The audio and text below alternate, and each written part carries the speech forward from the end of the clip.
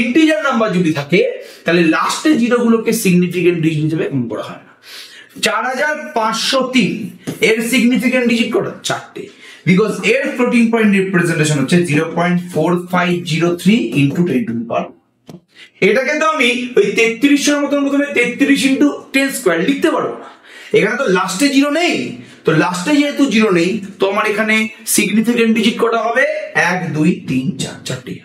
জিরোটা মাঝে আছে, মাঝে থাকলে কিন্তু ওটাকে সিগনিফিকেন্ট ডিজিট ধরবো। লাস্টে যদি জিরো থাকে ইন্টিজার নাম্বারের ক্ষেত্রে তাকে আমি সিগনিফিকেন্ট ডিজিট ধরবো না। এটা নিয়ে কিন্তু বিশাল মারপিট হয়, এটা নিয়ে অনেকে অনেক কথাবার্তা বলে, হয়তো আমাকে কমেন্ট সেকশন অনেকে এই ব্যাপারটা নিয়ে বলবে, বিকজ খুব পপুলার একটা বইতে কিন্তু এই ভুলটা করা আছে। পপুলার একটা বই যেটা হয়তো অনেক টিচার পড়ে এসছে, মানে আমরাও পড়ে এসেছি বইটা পুরোপুরি, সিনা প্রধান বই, সিনা প্রধান বইতে কিন্তু এই ভুলটা করা আছে। ঠিক আছে, 3300 বা সামথিং 6400 কিন্তু সিগনিফিকেন্ট ডিজিট 4টে বলা আছে। আমি যদি খুব ভুল না হই 6400 এর কিন্তু সিগনিফিকেন্ট ডিজিট এখানে 4টে বলা আছে, এটা কিন্তু পুরোপুরি ভুল, এর সিগনিফিকেন্ট ডিজিট কিন্তু দুটো।